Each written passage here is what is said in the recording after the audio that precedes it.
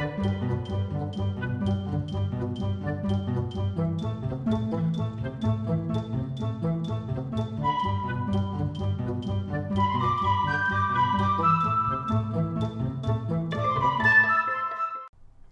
a volcanic sex cobra who treats life the way a Stuka dive bomber treats fleeing soldiers, I live my life by a code. And not just some nonce code that I downloaded from some website last week. No, a proper way of life that guides my decision making, and a powerful way of life it is. It surrounds me and binds me and makes me grow. It is the way of being a bro. Now, a lot of people, particularly the sex offender apologists who still post on NeoGAF, tend to hear bro and assume the other kind of bro, the one with the small letter B.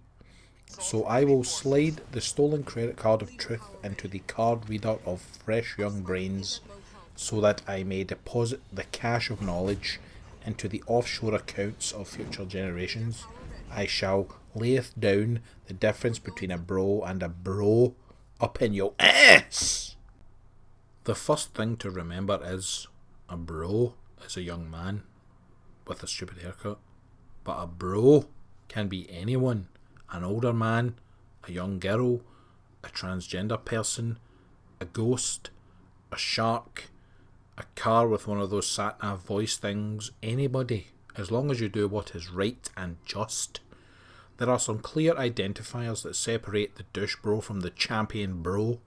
The first indication, and the most important, this is like really super serious you guys, is cock blocking is the absolute worst thing a bro can do to another bro.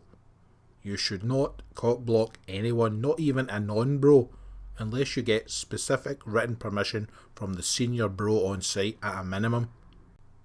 Now, a proper bro would not countenance such tomfoolery.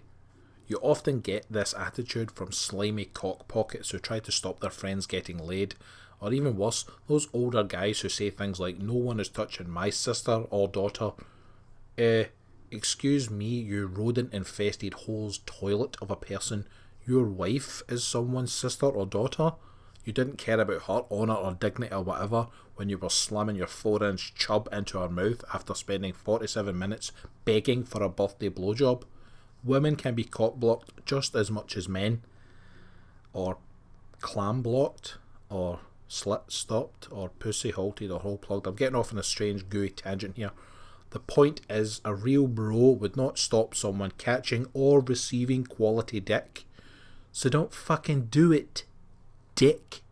To give a quick explanation of the bro ranks, if you don't understand, there is the head bro, the person who leads your particular group, then the senior bros, the respected top lads or ladies of the group, then your regular bros, then your regular people, then your rat bastards to be avoided at all costs. A douche bro will make his doucheness known with his obsession with string vests, overly spiky hair, those awful tattoos. They give you that feeling, the uncomfortable, shivery, this man has committed sexual offences with animals vibe. You just want them to go away. A proper bro doesn't have a uniform. They can be any of us or all of us. They can wear whatever they like. They can be young or old, male or female, gay or straight, black, white, other colours, anybody. Douche bros are the kind of person to go to the gym, put on a headband, a lifting belt and a sleeveless shirt and then only do curls. The kind of gibberish non-human that buys a lime green Clio or a 2006 Ford Fiesta and then puts a table on the back and calls it a spoiler and puts flame stripes on the side and doesn't mind that the 26 horsepower engine sounds like the inside of a dog's colon. The kind of unemployable vomit smear that counts up the individual drinks they have at a party so they can win the contest of the world's biggest scumbag. The kind of off-colour banana that presses himself up against the busty young secretary at the office and has the tone-deaf response of any dance music fan, i.e. their only response is to take off a sticky, sweat-drenched shirt and start thrusting violently towards the poor woman. Almost certainly from a few metres away, but just close enough so the whole group can see what's happening. Now keep in mind though, they don't often reach the level of actual rapist because despite their detestable nature, rapists at least have the commendable quality of tending to be able to maintain an erection without picturing the exact specific pink overshirt and blue undershirt with matching socks combo that they plan to wear to their own mother's funeral. Not all douche bros are rapists, but all rapists probably wear douche bros at some point. Remember that the next time a Jamie or a Chad or whatever slimes over to you with two murky cups of octopus anal bleed with rohypnol droplets. You can almost smell the Lynx Africa. By contrast, a proper bro is a smooth, stylish customer in any outfit. They go to the gym with normal gym clothes, complete full range of motion on all exercises including squats. They shower frequently, use upmarket scents to enhance their natural sexual musk. That same busty young secretary will become a moist towelette at the mere sight of a real bro. They will breeze through life radiating waves of pleasure and happiness and social approval amongst friends and co-workers, like a stiff wind loaded with some variety of airborne cocaine.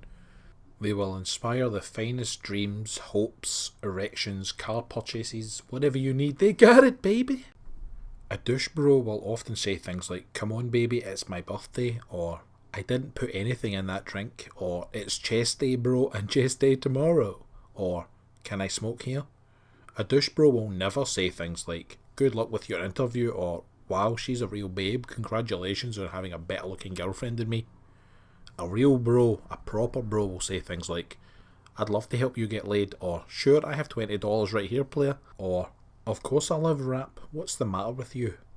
A real bro will never say something like, "You like that film, but it's so fucking gay, man, that's such a gay movie, you're so gay, man, you're gay for robots."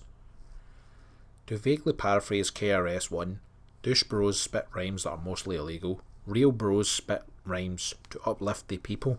You understand? A proper bro will hold back the night, rage against the dying of the light, be there in the eye of the storm, like Optimus Prime unleashing the fury of 1,000 suns on Decepticon sluts. Just try to remember the main basic points. If you want to smother the person in chocolate and invite them into taking up permanent residence in your mouth, it's a real bro. If you want to smother them full stop, it's probably not. If they make you feel like leaping into the sky to fight crime, it's a real bro. If they make you feel like leaping into a taxi and visiting a rape crisis centre, it's probably not.